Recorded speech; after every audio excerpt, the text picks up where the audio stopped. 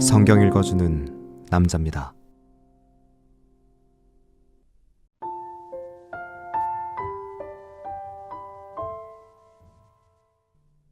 이 일 후에 다른 천사가 하늘에서 내려오는 것을 보니 큰 권세를 가졌는데 그의 영광으로 땅이 환하여지더라. 힘센 음성으로 외쳐 가로되 무너졌도다 무너졌도다. 큰 성 바벨론이여 귀신의 처소와 각종 더러운 영에 모이는 곳과 각종 더럽고 가증한 새에 모이는 곳이 되었도다. 그 음행의 진노의 포도주를 인하여 만국이 무너졌으며 또 땅의 왕들이 그로 더불어 음행하였으며 땅의 상고들도 그 사치의 세력을 인하여 치부하였도다 하더라. 또 내가 들으니 하늘로서 다른 음성이 나서 가로되 내 백성아 거기서 나와 그의 죄에 참여하지 말고 그의 받을 재앙들을 받지 말라. 그 죄는 하늘에 사무쳤으며 하나님은 그의 불의한 일을 기억하신지라. 그가 준 그대로 그에게 주고 그의 행위대로 갑절을 갚아주고 그의 섞은 잔에도 갑절이나 섞어 그에게 주라. 그가 어떻게 자기를 영화롭게 하였으며 사치하였든지 그만큼 고난과 애통으로 갚아주라. 그가 마음에 말하기를 나는 여왕으로 앉은 자요 과부가 아니라 결단코 애통을 당하지 아니하리라 하니 그러므로 하루 동안에 그 재앙들이 이르리니 곧 사망과 애통과 흉년이라. 그가 또한 불에 살라지리니 그를 심판하신 주 하나님은 강하신 자이심이니라.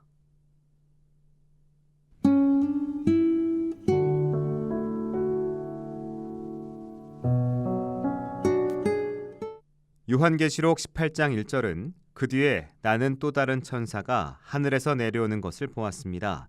그는 큰 권세를 갖고 있었는데 그의 영광으로 땅이 환해졌습니다. 라고 기록하고 있습니다. 이처럼 강력한 권능을 가진 천사가 선포하는 건 심판의 메시지라고 생각하면 되겠죠. 천사는 무너졌다, 큰 바빌론이 무너졌다 라고 힘찬 음성으로 외칩니다.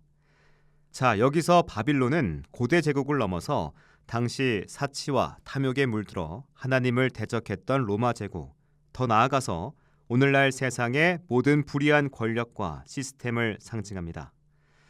이 심판의 메시지는 고대 교회를 향한 것이었지만 물질주의적 권력 남용이 만연한 현대 사회에도 여전히 유효한 경고이자 통찰을 던져줍니다. 자, 천사의 선포는 바빌론의 참혹한 실상을 드러냅니다. 바빌론은 귀신들의 거처가 되고 온갖 더러운 영들의 소굴이 되고 온갖 더러운 새들의 소굴이 되고 온갖 더러운 짐승들의 소굴이 되었다고 말합니다. 외적으로는 화려하고 강력해 보였던 바빌론이 영적으로는 더러움과 악의 온상이었음을 폭로하는 것이죠. 특히 3절은 바빌론의 음행이 경제적 차원과 밀접하게 연결되어 있음을 보여줍니다. 모든 민족이 바빌론이 저지른 음행에 격분한 포도주를 마셨기 때문이다. 땅의 왕들도 그와 더불어 음행을 하였고 땅의 상인들도 바빌론의 한없는 사치로 말미암아 부자가 되었기 때문이다. 자, 여기서 음행은 육체적 관계를 넘어 하나님이 아닌 것을 숭배하고 탐욕을 쫓아 부정한 방식으로 부를 축적하는 영적 경제적 타락을 의미합니다. 오늘날 우리는 바빌론의 이러한 그림자를 우리 사회 곳곳에서 목격하죠. 무분별한 자본의 흐름은 생명보다 이윤을 우선시하는 태도를 낳고 소수의 부를 위해 다수의 희생을 당연시하는 구조적 불평등을 심화시킵니다. 경제적 성공만을 최우선 가치로 여기는 황금만능주의는 인간의 존엄성을 훼손하고 공동체 연대를 약화시키는 독버섯처럼 퍼져나가고 있습니다. 소위 개발이라는 미명 아래 자연이 파괴되고 원주민들의 삶의 터전이 사라지는 현상, 또는 특정 세력의 이익을 위해서 사회적 약자들의 목소리가 묵살되는 정책 결정 과정은 바빌론의 음행과 다를 바 없습니다.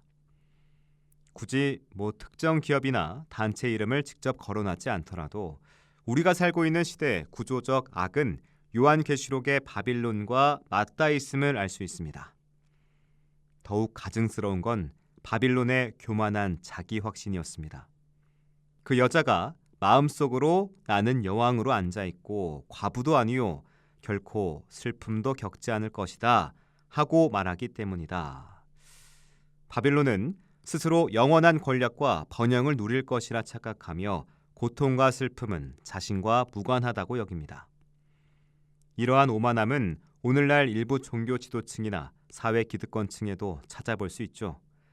그들은 자신들의 영속적인 권력과 부를 확신하며 자신들이 저지르는 불의나 사회적 책임을 외면하고 심지어 신앙의 이름으로 정당화하기도 합니다. 정치 집단 혹은 심지어 종교 집단이 자신들의 특권을 유지하기 위해 가치를 도구화하고 불의한 행태를 명분으로 포장하는 세태와 겹쳐 보이기도 합니다. 그러나 바빌론의 교만은 오래가지 못하죠. 8절을 보면 그러므로 재앙이 하루 동안에 그에게 닥칠 것이니 곧 죽음과 슬픔과 굶주림이다. 그 여자는 불에 타서 없어질 것이다. 그를 심판하는 주 하나님은 강하신 분이시기 때문이다 라고 선언합니다. 하나님의 심판은 갑작스럽고 철저하며 바빌론의 죄악에 대한 정당한 보응입니다. 6절은 그 여자가 너희에게 행한 대로 너희도 그 여자에게 갚아주어라. 그 여자가 행한 대로 갑절이나 갚아주고 그 여자가 섞은 잔에 갑절이나 섞어서 그에게 도로 마시게 하여라 라고 말하며 정의로운 심판의 성격을 더욱 강조합니다.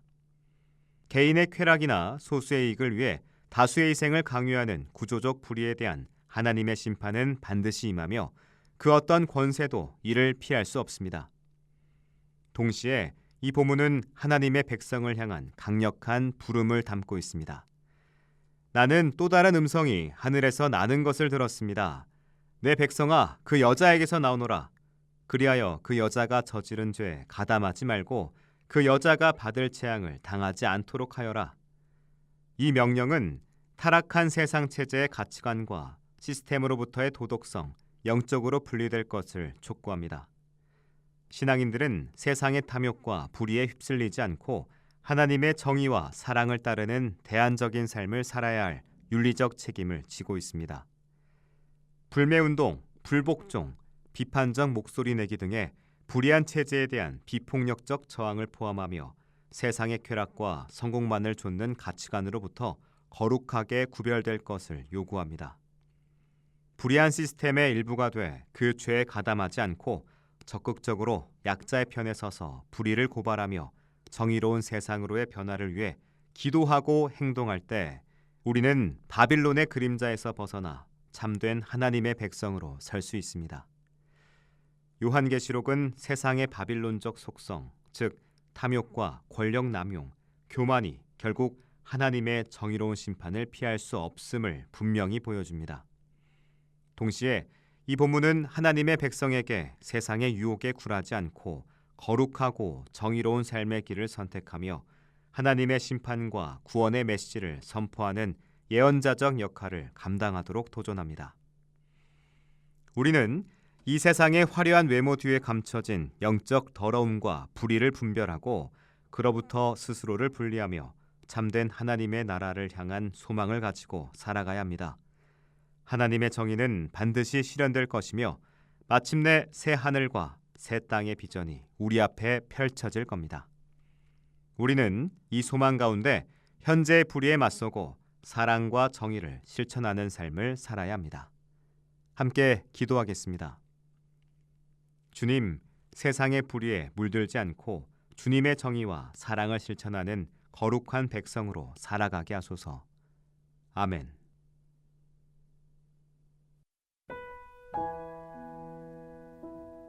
지금까지 묵상에 함께하는 교회 홍정한 목사, 내레이션 성경 읽어주는 남자였습니다.